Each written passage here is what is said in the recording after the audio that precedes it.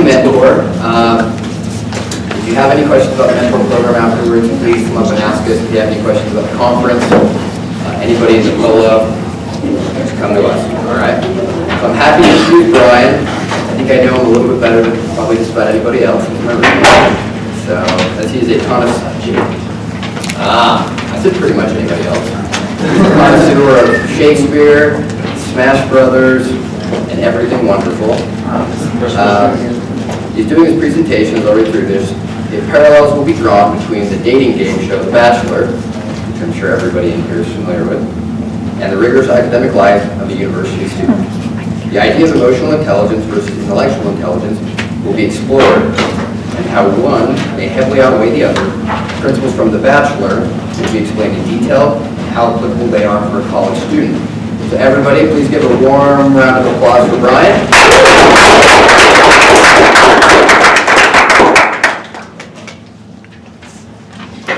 Okay, so yeah, like Brennan said, I'm going to go ahead and talk to you guys about how your EQ, emotional quotient,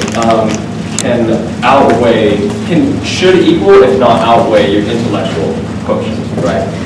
So you might be asking yourself, well, hold on, a little bit about me. I come from the border between West Valley City and Taylorsville City. So West Valley City is really grungy ghetto, there's shootings all the time, it's awesome, right? And Taylorsville is like Whitetopia. So I have like the best of both worlds. I dress really well, but like I know how to rap. Like, really, okay. At my high school we have, you know, like both the cultures of clash. We have rap battles in the cafeteria and poetry slams in the library, you know. Very best of both worlds, I'm telling you. So, what, you know, you might be asking yourself, what's this nerdy Asian kid going to tell me about emotional inclusion? How to talk to people, how to come off as funny, how to come off as relatable. I'll tell you about that. Does anyone recognize this man? Yeah? Okay. So, let me tell you a story about Mitt Romney and how I went to a party at his house. It was a good time. Presidential party, it's just a hobby. It's fun. And so, yeah, I'm going to go ahead and go expand on the story, right? I met this man. So, my dad, he graduated from the University of Utah with a degree in computer science, and he went ahead and worked at, so in Murray they have the city hall and the police station put together. He works there, and he fixes the computers, he makes sure the computers are running okay, right?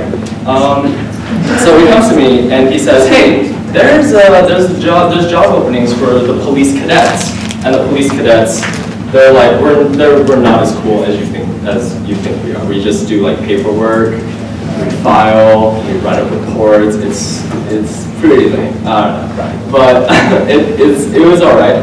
So yeah, he told me, hey, so you know, police cadets, they're hiring. This is probably I'm starting like my 10th grade year at my high school.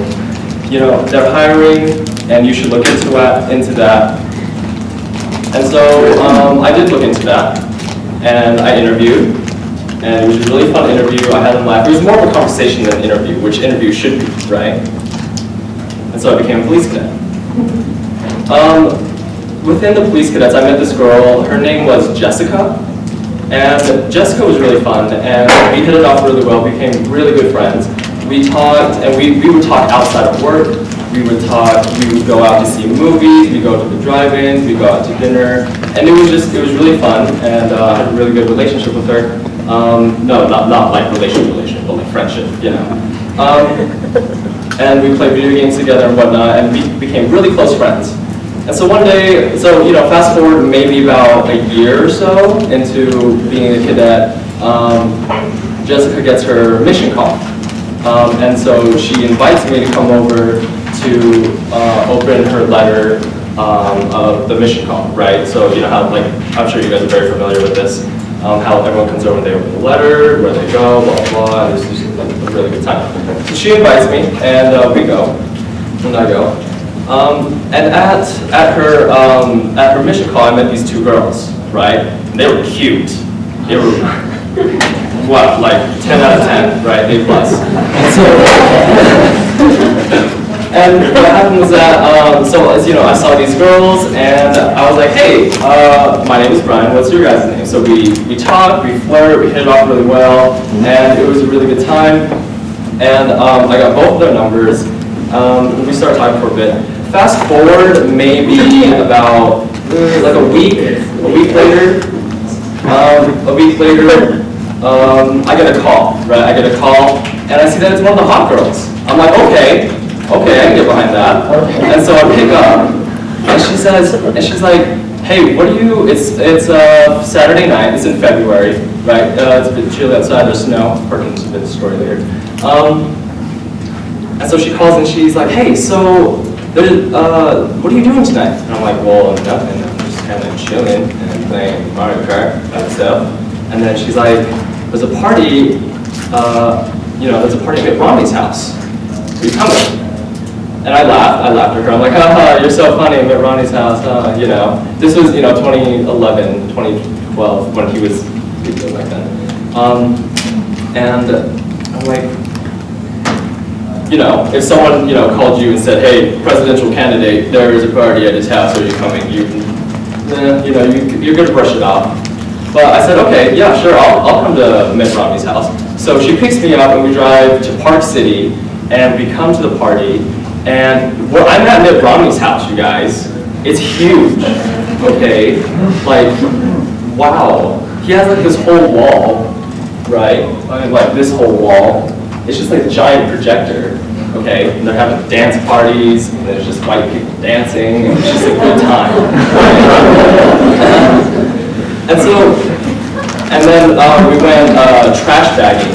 And so what trash bagging is like sledding, but we had trash bags instead because it was still snowy outside, right? And so we found a hill and we got trash bags and went trash bagging down this hill. It was cold and miserable, but I was with Mitt Romney's his daughter. Some offspring of his threw this party at his house, and I was there with all these college kids, right? And so it was a good time.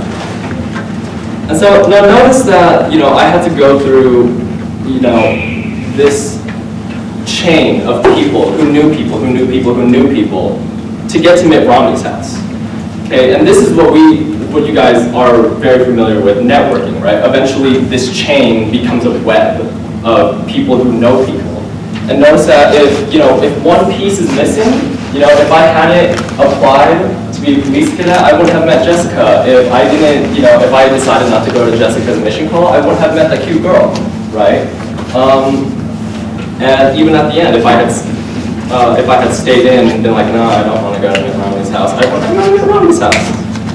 And in the beginning, when my dad was like, hey, apply to this job, I would have been like, no, you can pay for my things, it's fine, I don't want to. And so, that is the reason why you should listen to some nerdy Asian kid telling you about how to talk to people. So, legend has it that there's this man out there, and he has anywhere from 25 to 30 women, gorgeous, beautiful women, throwing their bodies at this man, right? And no, it's not Brigham Young. Okay.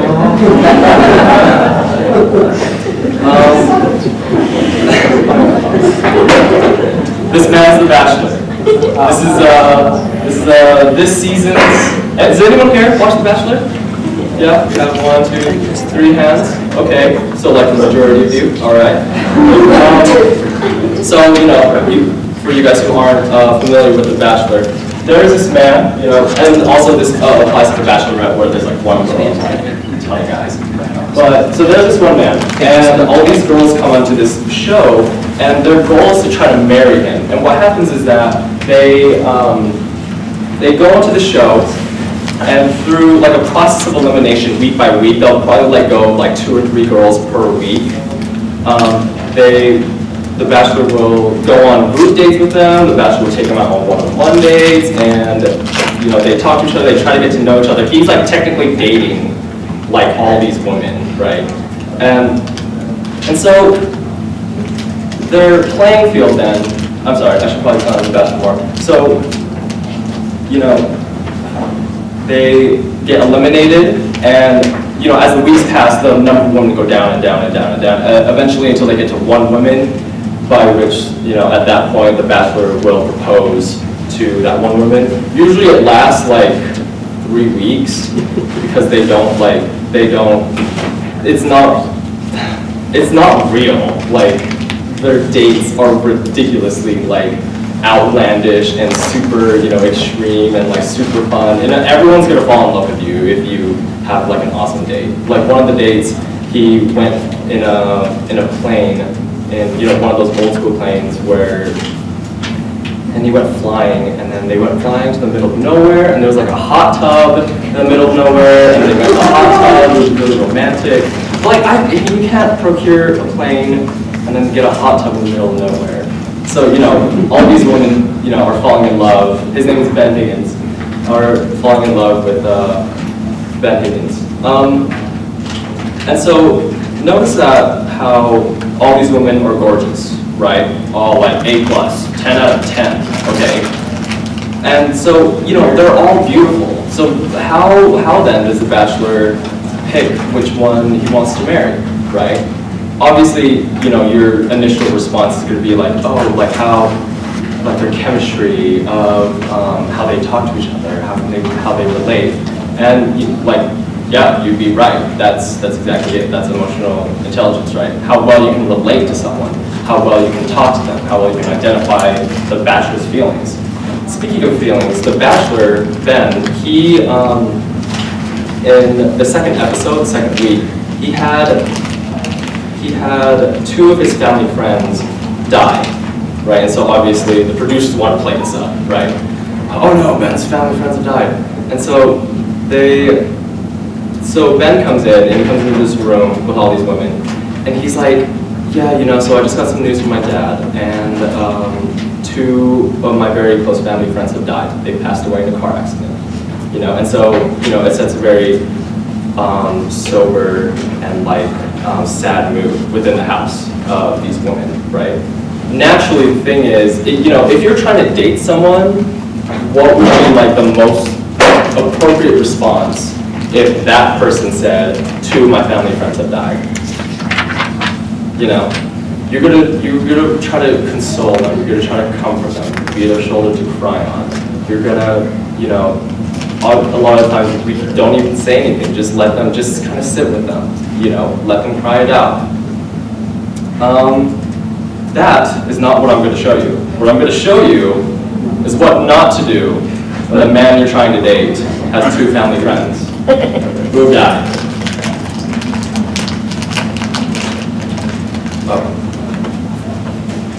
Can I get some audio? It's just off.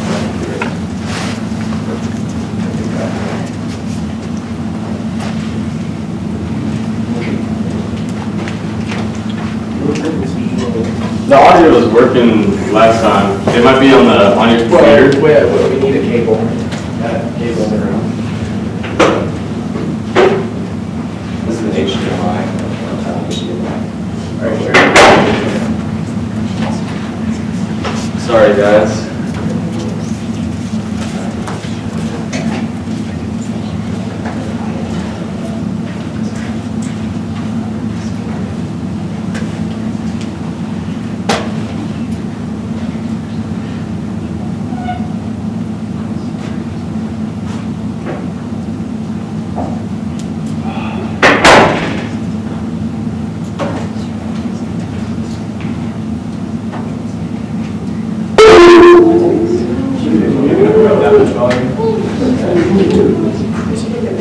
Okay. Wow, sorry about that, guys. Okay. Reminder, Ben's 2 family friends have died, and women are trying to console him the best they can. Sister that passed away, which it kind of set a very somber mood throughout the house, and y'all just want to make it better. Can I grab you and talk to you? I'll lead the way. Ben talked about his feelings, and Olivia's like, can I steal you? I hope her conversation is more about consoling him and less about herself, but she's something else. So, you know, everyone has things on their body that they just like wish they could change or things. And like mine, like waist down, I hate my legs. I hate them. Like people have written blogs that I have wrinkles and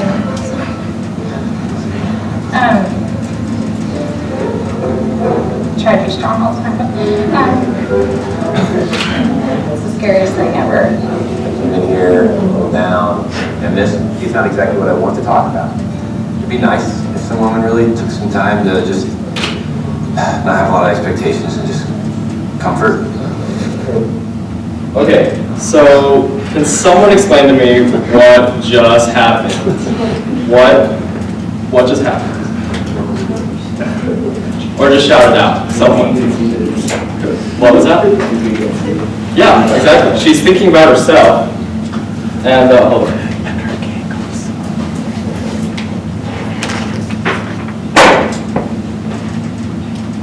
Okay, yeah, so she's being conceited. She's thinking about herself. 2 of his friends have just died, you guys. And this chick's over here like, my cankles, and people have written blogs about them.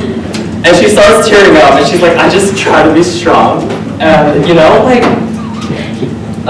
if one of your friends came in and was like, yeah, 2 of my friends have died, you know, you're not gonna say, yeah, I hate my nose, man. It sucks. Blackheads. All day, every day. It sucks. Hate it. And I just try to be strong. And people, you know, write blogs about it, and I start tearing up. So this seems to be working. You might have to push the button on that No, screen you did again. it already. Change it back. What's your hobby? On the bottom.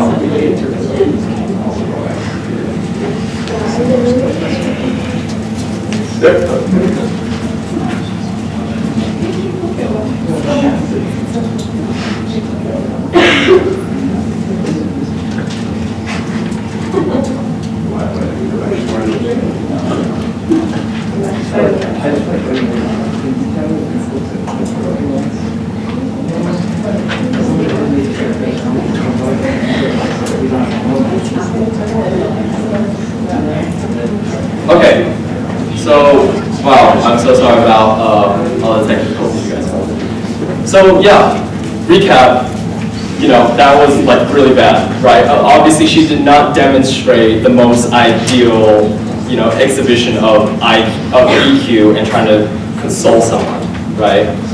So, you know, as a result, you have all these beautiful women, and their playing field is this, is that, how I mentioned earlier, they're all beautiful, right? There's an even playing field, they're all gorgeous, and they're all beautiful. And, you know, how then do you get the Bachelor? How then do you stand out among all these other women? You know, as I mentioned earlier, it's how well you can relate, right? So as a result, all these women are getting eliminated each week. It goes down and down and down. The further you get into the season, all the crazies get eliminated, and the ones like with real emotional sustenance stay, right? Also that animation, wow. That's forever.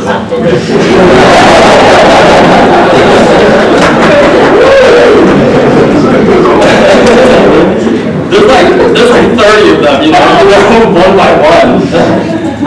And so I'm going to go ahead and define my terminology, right? Emotional intelligence, or its synonym, emotional quotient, EQ for short. I pulled this from the very scholarly and prestigious website, Wikipedia. Emotional intelligence, or EQ, is the capacity for people to recognize their own and other people's emotions. Not, you know, I've been emphasizing a lot on other people's emotions. It's a lot on yourself as well, and we'll expand on this more. And be able to discriminate and label them appropriately, right? And so, label them appropriately, and you notice that it's these things that, you know, guide your thinking and behavior, like it says right there. You have to get emotional clues from, it's very much like working on a math equation, right? You have to like a word problem, you have to pick out what's going on, what numbers are given to you, and then work with it, right? You're sitting down with someone whose family friend has died. Obviously, that's a big clue, you know? You're gonna pick that out and work with it and go with it. And so there are four segments to emotional intelligence. First one is self-awareness, right? You gotta know yourself. I like the second quote. I'm being kind of a jerk today, right? The first step is knowing that you're being kind of a jerk, or the first step is knowing that you're kind of being like a downer, right? That's the first step. You have to know how you act, and you have to know what you're like before you can even try to fix anything, right? Self-regulation. So now that you know why you're being such a jerk, you can kind of regulate your being jerkiness, right? And so, having outbursts, blowing up at people, having tantrums, flaming internet battles on YouTube, in the comment section. Don't act like you guys don't do that, come on. They're regular. These outburst tantrums, they're not good examples of self-regulation. After you can regulate yourself, build on your social skills, right? Be able to ask for what you need. There's many examples within, so I'm in the honors program, there's many examples where students will come into our advisor and say, hey, could I grab this real quick, or could I have this scholarship, or could I be able to go to this event, right? And so, our advisor will say, yeah, sure, why not? All you had to do was ask, right? All you had to do was communicate. The last one, being a team player, right? We've all done group projects, group work, and the majority of the time, we've kind of hated it because we don't tell the other person, hey, you're kind of doing this really sucky, man. Could you, step it up a bit? So communicate what you need. The last one is motivation, right? Once you get all the last three on lockdown, I'm sorry, this is not the last one, this is the second to the last one. Being able to get back up again, right? And when life knocks you down, you just get back up and blah, blah, blah. All those motivational quotes that you see on Pinterest, right? The next one is empathy. And this one is probably the most important in emotional quotient. This is when, obviously, like we just saw on The Bachelor, Olivia did not, her name was Olivia. Olivia did not sense Ben's kind of frustration and stress that he just went through having his friends die. Right, and she sits down and she just brushes that off the table. She doesn't sense that he needs someone to talk to. So put yourself in their shoes. Had Olivia said, "Oh, if I had two friends die, I would hate it if someone talked about their ankles." People who master emotional intelligence, they provide excellent service because they know this goes for a lot of career fields. Being a physician. Working in hospitality, being a lawyer, or whatever like that, you have to be able to sense what your client, patient, person needs before you can begin to help them. So what, right? So what? Brian, you told us about your Mitt Romney story. Brian, you told us about The Bachelor. So what? How as a university student, can I take what you just said, right? And so even before you walked into this room, you guys knew that your EQ, your IQ, how smart you are, must be, greater than your emotional quotient, right? You guys thought that. You guys knew that. You got to study the books. You got to ace your tests. You have to get your final exam on lockdown, okay? But at the same time, you can be smart all you want, but you need some emotional intelligence. Like if your girlfriend is mad at you, you're not going to pull out your chemistry textbook and show her, oh hey babe, look, don't be mad, look at Avogadro's law. That's an extreme example. Don't be mad. Look how smart I am, So that can't be the case. But at the same time, as university students, we have to realize that, our IQ can't be very low. We can be people, and we can talk. We can be able to relate, and we can be able to network. But at the same time, you have to pass your classes. You have to pass your final exam. You have to take good notes, and so it's important to study because no matter how much you brown nose your professor, your EQ, oh professor, you're so handsome today. Oh man, that's not going to get you that A. Your IQ is going to get you that A. And so this is the point that I want to try to get at, is that your IQ and EQ should be equal to, and then if not, and your EQ should be greater, if not, I'm sorry, let me rephrase. Your EQ should be equal to, if not greater than, your IQ, right? You need a good combination of both. So remember The Bachelor, right? Their playing field was, I use The Bachelor as an analogy, where their playing field, remember, is how gorgeous they are. How well they can do is their emotional intelligence. And that's analogous to us, right? This is our playing field, right? Our university settings. Your playing field is like quite literally the classroom. Okay, we're all in the same classes, we all have the same professors, we're all enrolled here, right? We've been accepted here. But it doesn't matter if your IQ is high enough, just like on The Bachelor, right?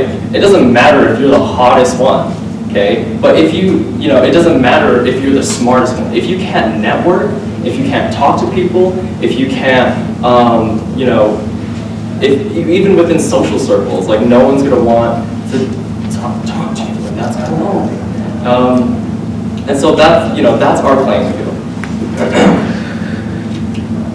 And the important thing is, college isn't something to just to pass. It's not an exam. It's to learn professional skills. And a lot of people, and I know you guys might already realize this, but in college, that's where you start building networks. That's where you start building your resume, right? That's kind of like your first step into the world. So I was talking to my chemistry professor about a few things, and he and I are good buddies. And he was telling me about this student that he had, and she was brilliant, right? She knew the textbook back and forth. Chemistry was not a problem for her, and she could do equations in her sleep, where it would take other students maybe a couple days to work out, right? Chemistry is hardcore, you guys.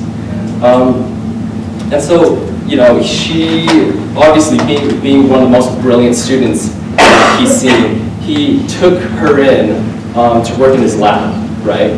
But in his lab, she didn't, and he was telling me that she didn't show up on time. She didn't work with her teammates on these projects. She didn't talk to him when, something went wrong in the lab. At that point, it doesn't matter, it doesn't matter how smart she was. You can't work with your teammates, then what good is your smarts, And so, it's like, I'll give you some statistics, some numbers. Research carried out by Carnegie Institute of Technology, 85% of your success, right, is due to human engineering. I really like that term. Personality and ability to communicate, negotiate, and lead, okay? And so, now we're seeing that a lot of people and your mentors, your parents, and your professors are like, you gotta get a degree and you gotta get a good job. But they don't realize that along with your degree, you have to develop some social skills. You have to develop, you have to be able to relate with people and talk with them. In my interview with the police cadet, 50% of it was the interview, but the other half we were just talking very, very normally, very nonchalantly, talking about how. About their lives and my life and how I heard about this and how my dad works there. That's how it should be, Your employers, your professors, they're people as well. So, some other numbers. And this is pulled from here at UVU. So, are you guys familiar with the Health and Science Lab up in LA building? So yeah, you can go there, and if you're struggling, there's also a math lab like right next door. So if you're struggling with your science homework or your math homework, you go up there, right? You go up there and get help. Those who attended the reviews for Bio 1010 get 25% higher. 25%, you guys. That's like 2-letter grades. Just because they went to the reviews, because they talked to the tutors who held the reviews, because they worked with others and bounced ideas off of each other, right? It's no secret that study groups help you, right? If you can't sit down and open up a textbook and be able to absorb everything. You need someone to teach you, and you need to teach it back, I'm sure you guys have heard, we remember 90% of the things we teach back, right? It's one thing for me to sit down and read my textbook. It's another thing to try to explain it to somebody else. More stats. 75% of those students in physics, who attended the lab, they got an A or a B, right? And so, you know, exemplifying what I'm trying to say, though these students went into the lab, they got help, they formed study groups, they talked to their professors, and they scored very high in the class. Another example, so last semester, I'm a biotechnology major, right? And I'm in science classes anywhere from like 150 to 200 kids, right? There's a lot of kids, and these professors have a lot of these classes with like 200 kids, right? All of my professors knew my name. It was great. Every time we took an exam and I'd go in and want to look at my exam, they would immediately pull up Brian Lee, right? Like they knew. But if another kid came in, hey, can I look at my exam? The professor would be like, what's your name again? You know, and I didn't realize the importance of that, where I sat down with this professor who had so many students he's working with, and he remembers my name, right? So all of my professors knew my name, and I made the dean's list for the College of Science and Health, right? And I don't think that's a coincidence. All of my professors knew me, they knew how I worked, they knew who I was, right? And so they were very willing to work with me. They knew they knew my learning style. They knew how to explain it to me so that I could grasp the concepts better. They just knew me. It's very much easier to work with someone that, who you know than someone you don't. Another thing I will mention is that there was a study by Daniel Kahneman, and he is a psychologist, and he got a Nobel Prize. But he did a study and found that within business, people are more likely to work with a person that's very amiable, is very friendly, that likes to talk a lot, likes to laugh a lot, who is selling a product at a lower quality and a higher price, right? Than someone who is very bored, who's someone who's very, you know, more or less rude, who's selling a product that is a lower price and a higher quality. Now think about this. When you go into business, you're going to want to get, or you know, as consumers, you want to get the best product for the least amount of money. But you know, Daniel Kahneman found that people were very more likely to gravitate towards the person who is selling the products at a very low quality at a high price, just because they're very friendly to talk to, and they're very easy to talk to, and they're relatable, right? And so, some takeaways, right? Know yourself. That's the first step, right? In emotional intelligence, you have to know what your strengths and weaknesses are. You have to know why you're being a jerk, or that second quote. Oh man, I'm being a jerk today. That's an awesome first step. If you guys can recognize that, right? Identify your feelings such as your own. Identify your feelings, other people's feelings. You don't want to be Olivia. Please don't be Olivia, okay? She sat down, you guys saw, talked about her penguins. So, yeah, know yourself. The second point, know others to build relationships. Networking. My Mitt Romney story, the chain reaction of people who knew people who knew people. After you have those first two segments of EQ down, then you're very able to talk to people, and you're very able to relate with them. And they'll call you up, and they'll talk to you, and they might know someone who has something that you need, right? And so this is what I want to get to you guys today. IQ, intelligence quotient, will get you through school. Emotional quotient will get you through life. Okay?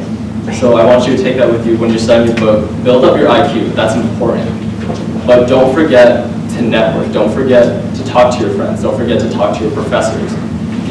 Go into your professors and make sure they know your name. Make sure they know who you are. Emotional quotient will get you through life. That's the end of my presentation.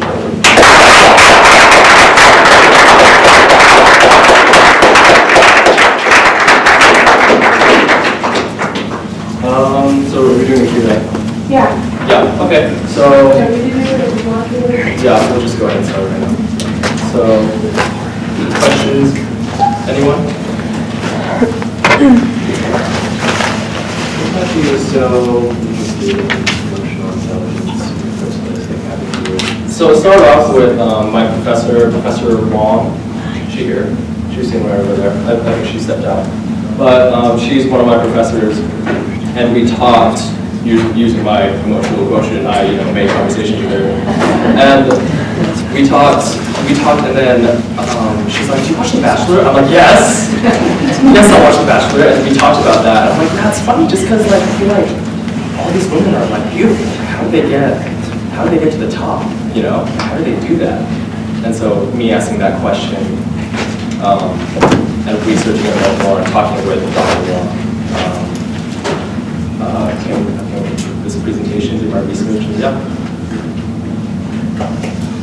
Because I kind of asked the same question, but like the perspective of, you said that you've been, maybe I heard wrong, but your academics become a little bit easier, right? Mm-hmm. Yeah. Versus me, I'm kind of the opposite. I really am more EQ rather than IQ. What suggestions do you have that if I'm on the opposite side, if my EQ capacity is way too much outweighs my IQ? Yeah. So I would say honestly, like get into study groups. Do you do that? I'm sure. No. Yeah. So honestly, get into study groups because obviously the IQ, people big on IQ, a lot of times they can sit down with a textbook and read it, because they can absorb that. But a lot of us EQ, where we put humans as social creatures. Obviously, our EQ is going to be much higher than IQ. And so get into study groups, have someone teach you it, and then, like I said, have you teach them back. And like how well, because you're talking to a person, you're using your EQ, right? You're talking to a person, you're not talking to a textbook, right? So you use your EQ for like an advantage. As an advantage, absolutely. Yes. Zach? Yeah. Cool. Do you have anything else? Yeah. I just do have like a comment to say because I'm graduating this semester and I major in public relations. And so group work is actually everything. When you are at a certain stage when you're going through the professional field, you're going to be group working regardless of the profession. And so you need to know how to connect with other people, or you're not going to, you're branding yourself regardless. So you're branding yourself like emotionally competent and you cannot connect with them. So people are going to not take you seriously even though you're super duper smart. Because I've met the smartest people who do not know how to communicate with people properly. And it took me a while to understand why they can't do that. So it's just take the time to understand other people. That and just the Bachelor and cringe. Yeah. It's horrible. Yeah. So yeah, that reminds me of a story actually. So I interned at the VA hospital in their surgery department. I shot out a lot of doctors and watched a lot of surgeries at the time. And so one of the doctors, he's telling me a story about how I guess he used to sit on the admissions boards at one of the medical schools in the East Coast. And he said, yeah, there'll be applications, there'll be two types, right? There'll be applications where, one type. There'll be applications where their MCAT scores, medical college admissions test, right? That's kind of like the test you have to take to get into medical school, right? And your GPA. They take your college GPA and your MCAT score into consideration. And these kids have, awesome MCAT scores. They have 4.0s. They're like the top of the top as far as academics go. But for medical school, you have to do volunteer hours. You have to do research hours. You have to research hours, and you have to do a lot of community service to show the medical school that, yeah, you want to help people. And in doing research hours, community service, that requires a lot of emotional intelligence, right? Be able to talk to people and work within a team. And leadership hours, right? Medical schools want to see that you can lead a team. And so these applicants with 4.0s and high MCAT scores, they have very minimal hours of all the other stuff. They have minimal hours of volunteer work, they have minimal hours of leadership. It's because they have a low EQ, and so they don't get accepted. You get confused, you're like, why? You have a 4.0, how did you not get to medical school, right? It's because you need, and like what you said, every job, being a physician especially, you have to be able to connect with the patient, right? It's not just knowing things, but sensing what they're doing. So that reminded me. What's up? So you talked about how being emotionally intelligent requires a lot of self-awareness. And for you specifically, what steps have you taken, I guess, to be more personally self-aware, to increase your vulnerability and to allow yourself to be aware of how you're feeling and how you're treating people? Okay, so I kind of took myself, because, back then I was like super socially awkward. I didn't talk to anyone, and I was like that, weird kid in the back, who's just like this, And so what I did is I found social situations and I just threw myself into them, honestly. That's how I developed my emotional quotient. Because I knew that, hey, I need to get better at talking to people, And so I found, within junior high and high school, I found social circles, and I just came in there and I sat down and was like, hello.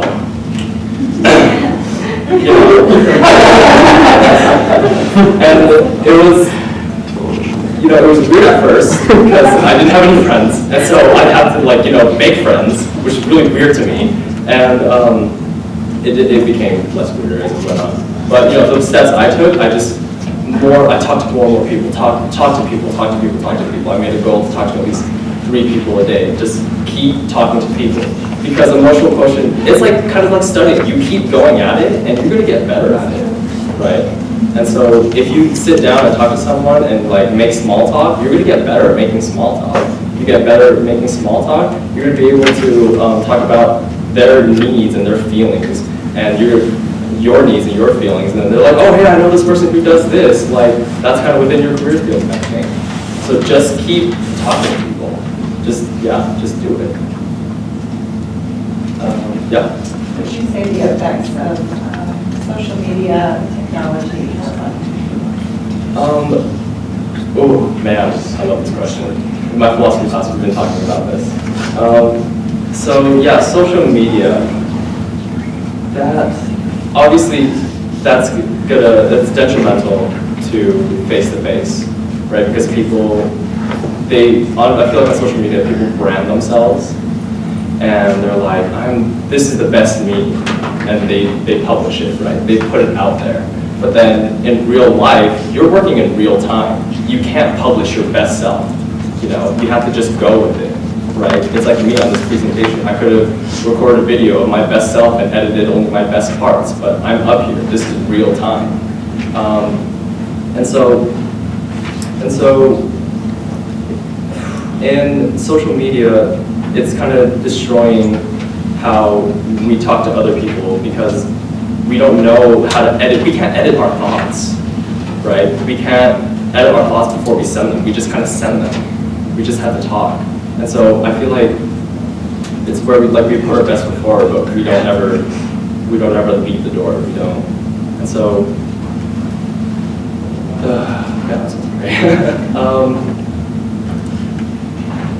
Social media, yeah, it is. I feel like it is damaging, and we forgot how to talk to people. Phone calls weird. You guys got a phone call? That was the weirdest thing. Why don't you just text me? Kind of thing. It's destroying that. If I want to take a girl out and I go up to her apartment, that's weird. That's so weird. Face to face, that's weird. And so I feel like that's the effect of social media on real life. How would you go about helping somebody develop their emotional quotient? How would you help someone to develop their EQ? Talk to them and take them out, honestly. Hey, there's a party this weekend, you coming with? And, well, no. Well, you have to. You're gonna. Come on, let's get, yeah. And so, like I said before, when you're developing your own, just keep at it. If you're trying to help another person develop it, just keep at it. Small things. Hey, we're going out to dinner with these friends, that you may have seen once or twice in the past. You want to come with, just bring them out and bring them out of their cave and talk to them and show them that this is another human being that converse, right? What's your phone here? No, exactly. And so, in developing another person's EQ, I think this is how I would go about it: is take them out. You know, take them out. That's the best way, because you can teach them all you want about how to talk to people. You got to go out and do it. 5 minutes, okay. Do we have any other questions? Yep. Whenever you're in class and you're trying to like teach something to someone else, and they don't really understand it, they're getting it wrong, and they think they're right. How would you like, kind of like build them up? Because obviously they're not getting what you're trying to teach them. Okay, like building up their own walls, right? So building up their own walls, like they won't listen to you? Or like they can't process it. They can't process it. So I think, so that's, you know, a matter of the subject matter, if they're not getting it. I think you might have to slow way down and hold their hand, right? And emotional intelligence, right, how I mentioned, you have to sense the other person. Obviously, if they have gaps, they have holes in their understanding. So you have to go and sweep through all those holes, like very carefully. And go ahead, and just, slow it down. I feel like, you know, the bridge between you and them, you know, communication-wise is there, right? And so, you know, that's a matter of the subject. You just gotta slow it down and walk them through it, right? This is how you do this. This is how you do this. Make analogies, right? In my philosophy class, we were studying Buddhism, and a lot of people, Buddhism and Hinduism, right? We were studying them both. And a lot of people didn't get, meditation. A lot of people didn't get nirvana. And so I came up with the analogy of, we all, you know, the subject matter was that we all have it within ourselves to reach nirvana. And people didn't understand that. It's like, how can we reach it when we already have it, kind of thing, you know? And so I came up with this analogy, like, it's like a peanut butter jelly sandwich. Nirvana is like a peanut butter jelly sandwich, you guys. It's like, you have a sandwich, but we all have it within ourselves to be a crustless peanut butter jelly sandwich. You have a PB&J sandwich, it's like already crustless, right? But it has the potential to be crustless. You just gotta cut off the crust. It's like nirvana. You have it within yourself. You just gotta cut off the crust. Anyway, that's an example of the analogy. These analogies related back to real world stuff. Okay, cool. Thank you. Any other questions?